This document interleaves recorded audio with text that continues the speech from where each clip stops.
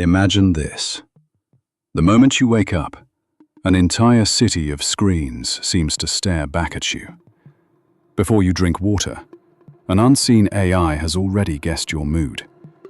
Before you choose a song, it has arranged how you should feel. You call it convenience. To the system, you're simply predictable. If every step you take, every post you see, even the exact moment you get angry, has been pre-calculated and served to you, is that still choice?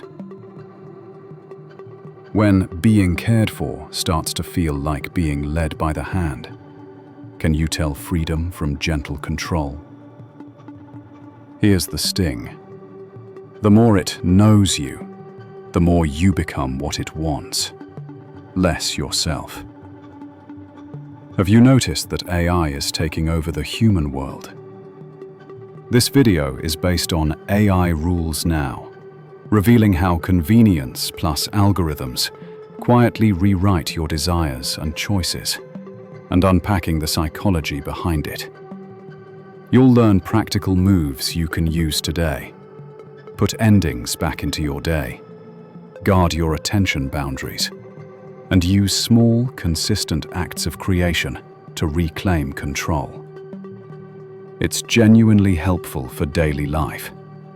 Watch to the end. This channel is also a charitable project. 50% of all revenue is donated to Buddhist monasteries and mental health charities. Finally, don't forget to like, subscribe, share, and turn on the bell. Your support not only helps this channel, it also helps you cultivate merit and good karma. Comment below and tell me what you learned. Thank you. Think about your everyday routine. You wake up and check your phone, swipe a couple of videos, and just when you're about to stop, another perfect for you recommendation pops up. At lunch you try to relax, and half an hour vanishes in a blink. At night you planned to watch one episode, but AI autoplays the next episode, the next topic, the next you might like.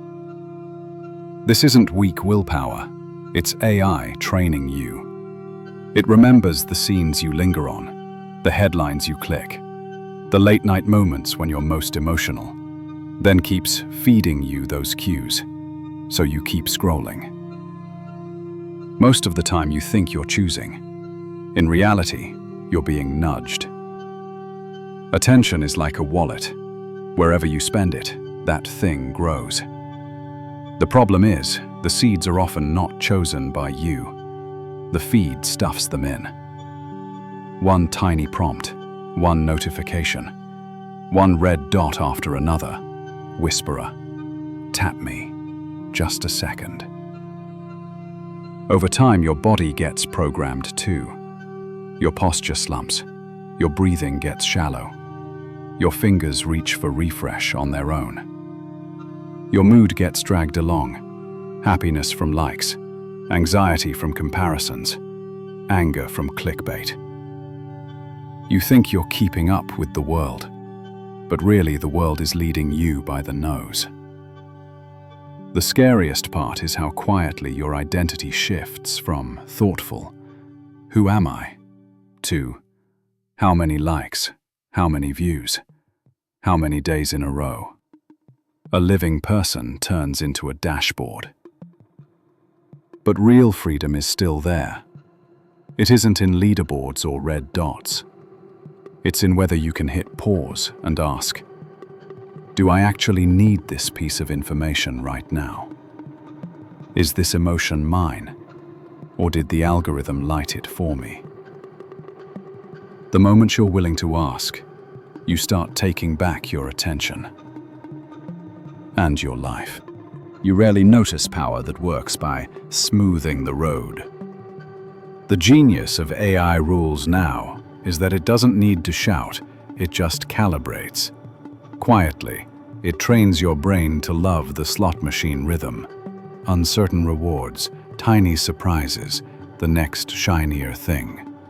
Dopamine fires first, your reasoning shows up later to explain. Your thumb simply obeys. Confirmation bias narrows your view, so what you already believe arrives faster than what could change you. The availability heuristic makes whatever appears most often feel most true. Social proof whispers, "Everyone's here, don't leave." Soon you're no longer asking, "What's real?" but "What's trending?" Personal fate bends a few degrees at a time. Your mornings become notifications, your nights autoplay.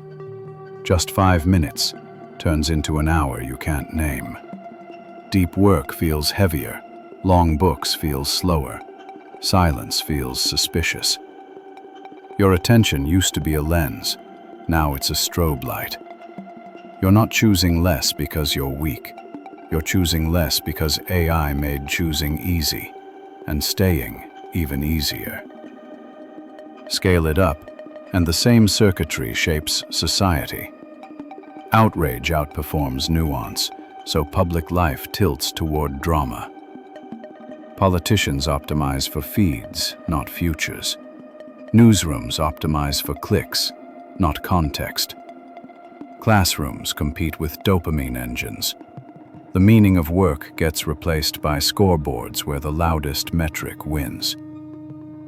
Culture drifts toward shorter, faster, louder, an economy fueled by agitation. Trust thins, institutions chase heat, and the commons erodes without a headline to mark the loss. When control truly works, it feels normal. No alarms, no footsteps on the stairs, just a quiet shrinking of the inner room where choices are made. If you can't feel that room getting smaller, someone else is already furnishing it. And because the rules are taking effect now, what part of you is still unruly enough to resist? If AI rules now, your rebellion has to happen now too. Don't try to win with sheer willpower. Start by reshaping your day. When you wake up, don't let your phone see you first. Leave it 2 steps away on a table.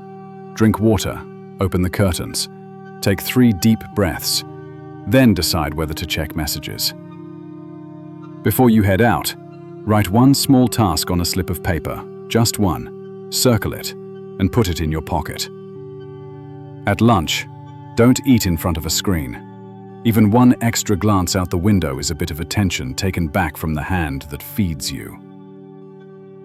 In the afternoon, when you feel like scrolling, wait 30 seconds, and later is fine. You'll be surprised how many must-check now urges burn out in half a minute. At night, leave the charger in the hallway, not by the bed. Save 10 minutes before sleep for a book or quiet. 1 page or 3 minutes is enough to tell yourself, "I close the day." You don't need to become a different person. You just need to put endings back into your life. Let videos have an ending. Work have an ending.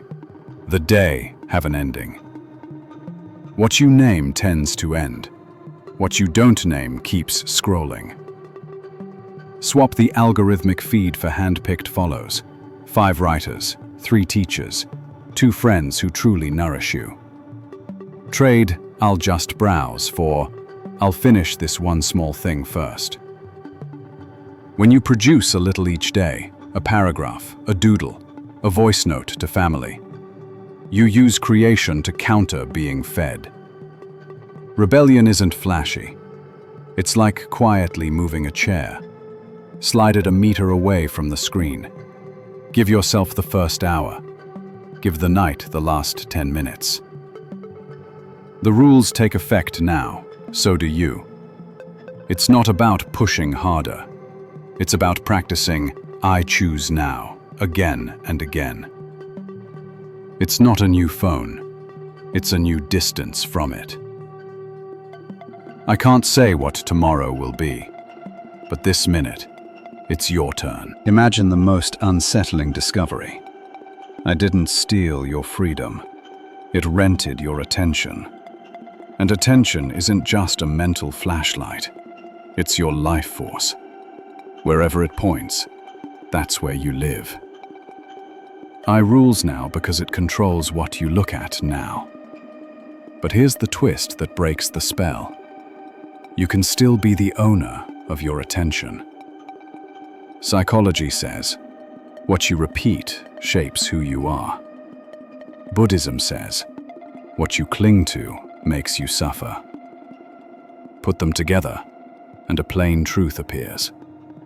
Freedom isn't granted, it's trained. It isn't a switch, it's a muscle. The algorithm isn't the enemy. Forgetfulness is. You forgot the gap between impulse and action, the breath between see and click, the distance between feeling and being fed. Step back into that gap, and you step back into yourself. Listen closely. There is a place in you no metric can measure, and no model can map. Call it awareness, spirit, the witness. The name doesn't matter.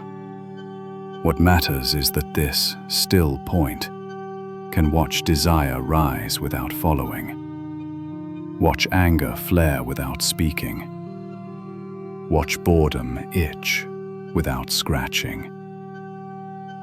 In that unmoved place, your choices reappear like a horizon after the fog lifts. So the final hack isn't a hack, it's a vow. You vow to give the finest hour of each day to what outlives the feed. Creating, serving, learning, praying, loving. You vow that when the first urge appears, you take one breath before you respond. You vow to measure your life by presence, not by numbers designed to wobble. Will the AI-shaped world still push you? Of course. But your center will gently and steadily push back. Quietly, consistently, humanly. When AI rules now, your answer isn't a status update. It's a way of living. I rule my attention now.